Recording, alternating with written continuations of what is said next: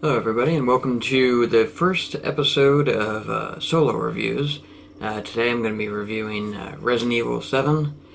But first let me jump back. What the Solo Reviews thing's going to be is going to be if me or Adam just review something alone. And it's not because we got in a fight and we're having some problems. It's because we just happen to do things that we're not interested in. Like, I play video games. I think he does too, but he doesn't do it very often and doesn't play all the way through. Well, going back to what I was saying, this show is going to be about if Adam goes to see a movie with someone else, or I go see a movie with someone else as well, and we're not there to review it together. Or say I read a comic and he doesn't read the comic, so I review it. Or he watches a TV show that I don't watch, and so on and so forth. So, going on to what I was talking about, Resident Evil 7. First, let me start saying I'm a huge Resident Evil fan. The first Resident Evil I ever played was Resident Evil Director's Cut when I was 10 years old, and I was hooked ever since. It's the puzzle solving that really got me versus the violence or the zombies, and that's what my mom always thought was, oh, you're just playing because it's bloody, there's zombies. No, it's not that at all. It's because it challenges you. It's like how I love Portal and Pneumonia? I don't know. One of those two. Those are great games. Look them up as well. But let's go back to Resident Evil 7. Resident Evil 7 was, I believe, the first game which I have played since Resident Evil 4.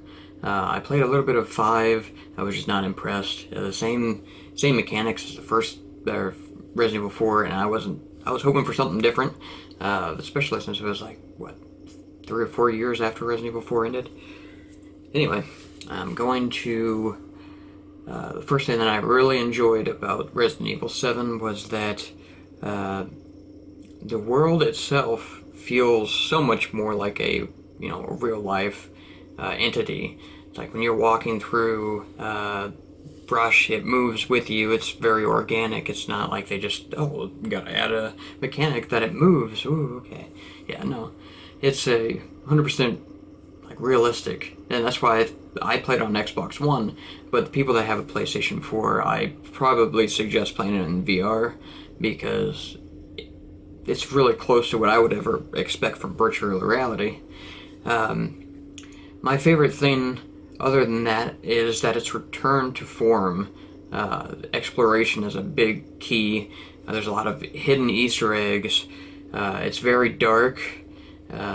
It's creepy, but it's not like Silent... Oh, no, I don't want to say that. It's a lot like Silent Hill this time around, which is another huge game for me. I've always been... That's one of the Resident Evil and Silent Hill are the things that got me hooked on survival horror.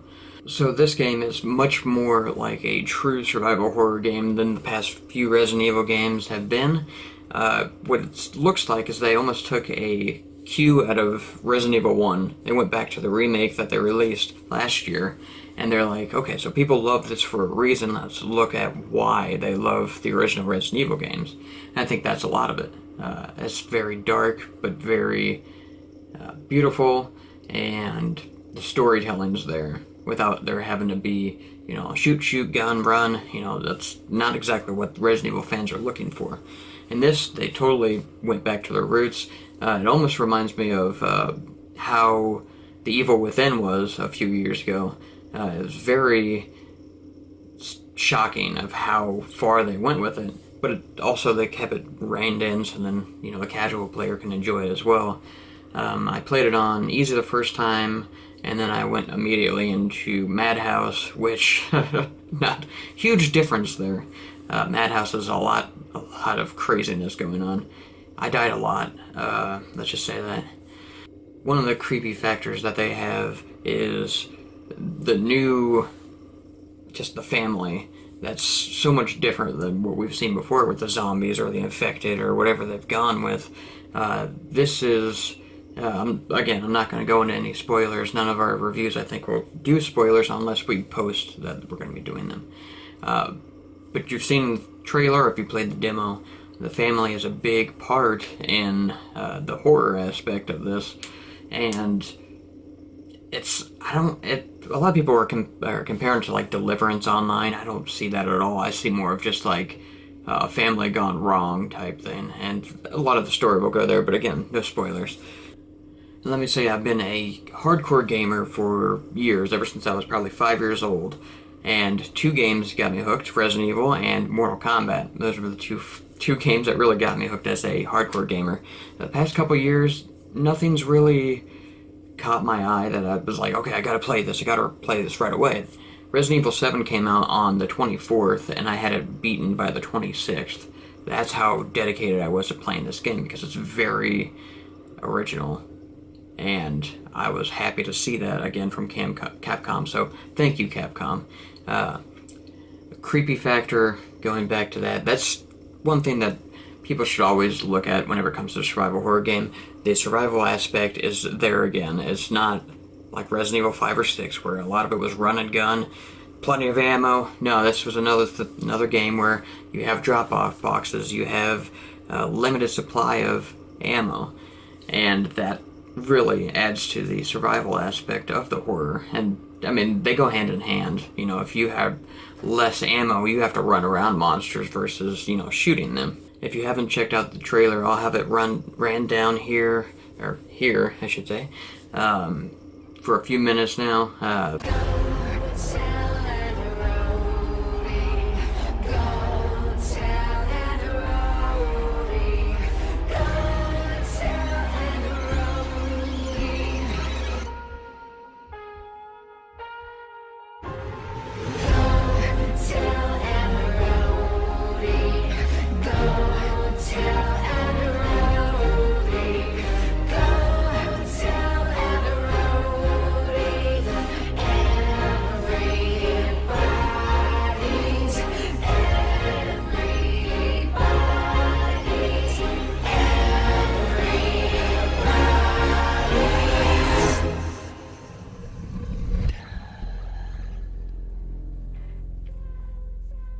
They added like a theme song, which kind of feels a lot like the Silent Hill, which Resident Evil had never been part of, is taking the soundtrack and then warping it with the game, or morphing it with the game, and allowing it to go hand in hand.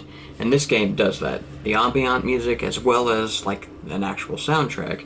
But I'll show the trailer. You can listen to what's the song? I can't remember. Go Tell Aunt Rosie, I think is what it was, which really sets the mood for what this game is. So what a lot of people have been asking online is, from the demo, you can't really tell, is it connected to the world of Resident Evil? And it's got a lot of big connections. They're very subtle during the game. At the end, there's a big, it immediately connects it once you see the end. No spoilers. What I will say is, it's really good to see a brand new character. Ethan is, I think that's his name, Ethan. I'll have to fact check that. Ethan is not like previous game. You know, they're not run and gun, not stars, police officers. They're not Umbrella special ops. He's just a regular guy looking for his girlfriend, and he comes upon all this.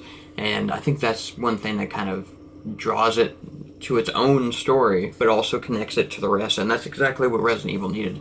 It didn't need another reboot. It needed another reimagining to like reinvent itself, just like they did in Resident Evil 4, where everything kind of changed.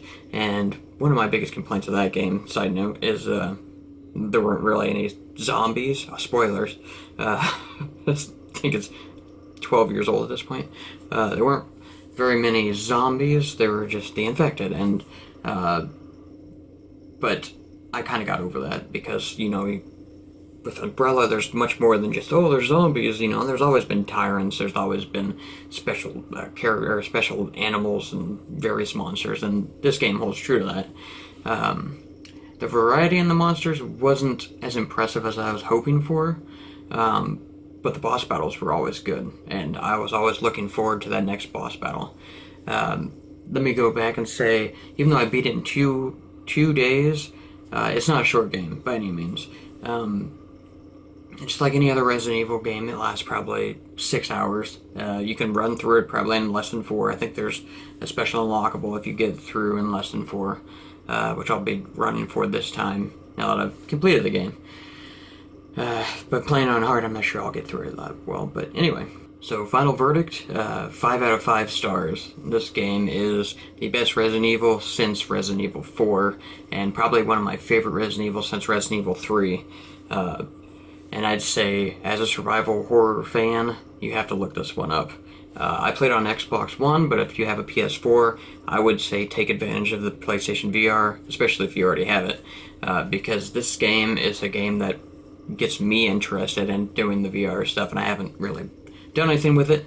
We'll see in the future, but Resident Evil 7 gets a 5 out of 5 from me. Highly recommend it, and check out all of our other videos. Most of our stuff's been food, but this is the start of us reviewing other things. Adam's going to have a review up here shortly for a movie, I believe, and we're going to review a movie that we saw together. And of course, we're going to have food reviews coming up. So subscribe, click the subscribe button that is at the end of this video, and see you next time.